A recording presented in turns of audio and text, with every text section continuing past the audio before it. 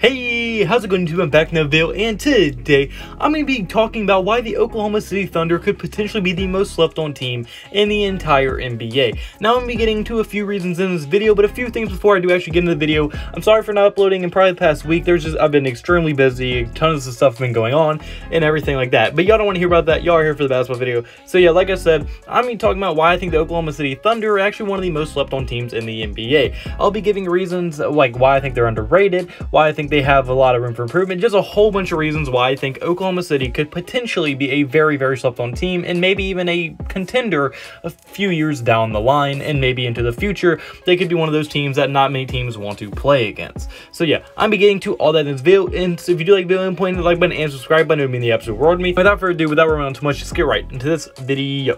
Alright, so the first thing we get into is going to be why I think they're actually slept on. Well, I mean, going into the season, not very many people expected the Thunder to even be a halfway decent team. A lot of people expect them to be one of the worser teams in the entire NBA, and they definitely did not expect them to be a mid-playoff team by any means. So, I mean, the Oklahoma City Thunder going into the season were already slept on, despite me thinking that they did have a pretty decent roster, and I thought they were a playoff team, and a lot of people did not think that when I made my playoff rankings, but your boy was right. But we're not going to be talking about that. We're going to be talking about why I think they're slept on. And one of the biggest reasons is going to be that their roster is just extremely underrated. I thought this going into this season, and it has just proven me more and more right. As that point guard, I mean, they have Chris Paul, who although is older, but he is still an extremely solid point guard, still a top tier point guard in the NBA. He's still the veteran leader, and he's still the best player on this team. If anything, he's still an all-star level point guard. And then at shooting guard, they have Shai Alexander, who is slowly becoming a superstar in his own right. He's one of my favorite players in the entire NBA. I love Shai Alexander. I think he's going to be a beast one day, and he's already becoming a star. He's becoming one of the more underrated players, and he's going to be a name to look out for going into the future. And then Danilo gallinari, I mean, is another extremely underrated player, as although, yes, he is farther along in his career, he is definitely an all-star level player, averaging 20 points per game this season. And, I mean, he is a very, very good player. He's a very good power forward that can be a sharpshooter from the three-point line and spread the court from that power forward position. And then also at the small forward position, they have Andre Roberson, who has been hurt this year, but Andre Roberson is still a very good defender. Although he struggles a ton to shooting the ball and offensively, he is one of the best defensive wings in the entire NBA, and you can't really ask for much more from a role player like Andre Roberson. And then Steven Adams is a very solid center. He's a double-double type guy that every team wants and needs to be able to make deep playoff runs. He's that grit and grind guy. He's going to get your boards. He's going to block the shots. He's going to protect the paint. He's just going to be that dude that every contending team needs, and he just really is a very nice way to round out this starting lineup. So, I mean, when you put the starting lineup on paper, they really look a lot better, and not many people give them credit for how good they are. I mean, Chris Paul and Shai Alexander are one of the better guard duos in the entire NBA. Andre Roberson's one of the better defenders in the entire NBA. Danilo gallinari is probably top 10 power forward in the NBA right now, especially when it comes to offense. And Steven Adams is top 15 in centers. He's an average or above average center that is very good at doing what he needs to do. So really, this lineup is extremely underrated, which is a big reason why I think they're slept on. And I just think the starting lineup in general is one of the better ones in the NBA that not many people like to talk about.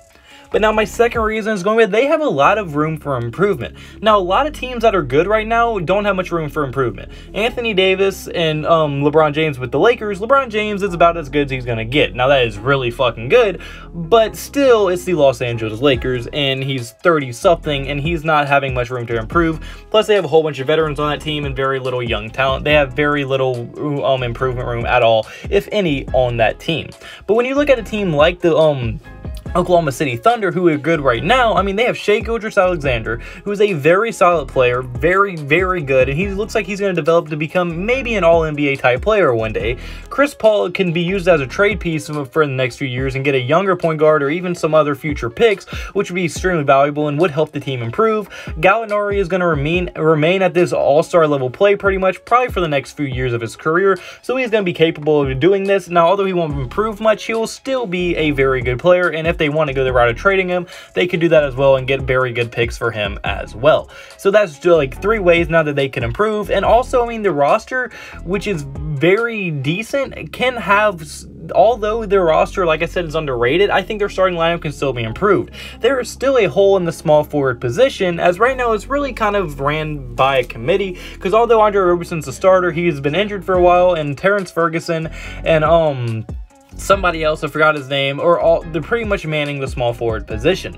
So with that being said, is there one signing or one draft to pick away of filling up that small forward position, and then boom, your starting lineup is vastly improved? Because if you can get someone that's half the defender of Andre Roberson, but has a way better scoring ability than Andre Roberson, which is not hard to do because Andre Roberson's not a very good scorer at all, well then boom, that team just improved a lot. So from Shai Gildreous-Alexander still having tons of rooms for improvement, being able to trade Chris Paul if they feel like they need to, Gallinari being able to trade him or just letting him ride out his 20 points per game for the next few years, being able to draft, trade, or sign a small forward that will most likely be better than Andre Roberson to improve the lineup would be very valuable. And they could probably do the same with Steven Adams, but I think they're going to keep him because I see him staying at his level of play for a while.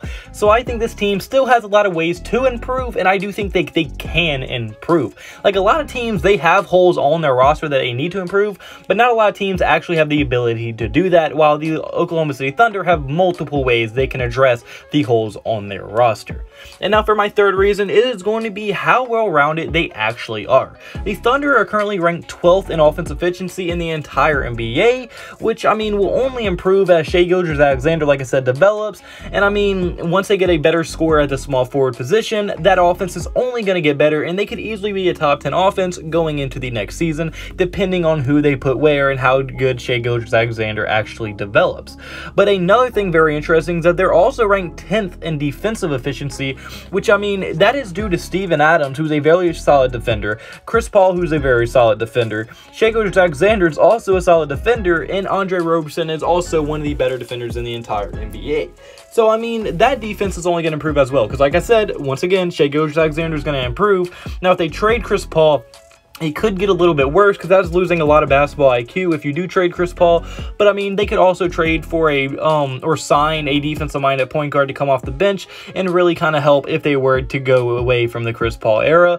And Andre Roberson, even if they do get a better small forward or a new starting small forward, he would still be coming off the bench and giving you the same defense off the bench, which would be still extremely valuable. And Steven Adams, I think, is going to be able to do what he does for the next few years and for the foreseeable future. So with that all being said, with how well-rounded they are, how they still can improve despite being as good as they are, and their roster is just already extremely underrated, which is a big contributor to a team being slept on, well then boom, I think that this team could potentially be dark horse contenders this year. Now, I don't think any chance that they make the finals, but they are definitely dark horse contenders going into this playoffs, assuming that the playoffs happen still. So yeah, and for the next few years, as they get better and develop and the team gets better and better, I could definitely see this team maybe even competing for a championship farther down the line. And with all that being said, that's pretty much going to be the it for this video. But if you do agree with me, comment below. Do you agree? Do you think Oklahoma City could be the most slept on team in the NBA? If you don't think they are, comment who you think could be the most slept on team in the NBA. I want to hear all your thoughts in the comment section below. If you did like the video, please hit the like button and subscribe button. It would mean the absolute world to me. And see you in the next video. Hope you have a blessed day. Have a blessed day. So you need to have a blessed day. See you in the next video. Goodbye. Boo. Blah.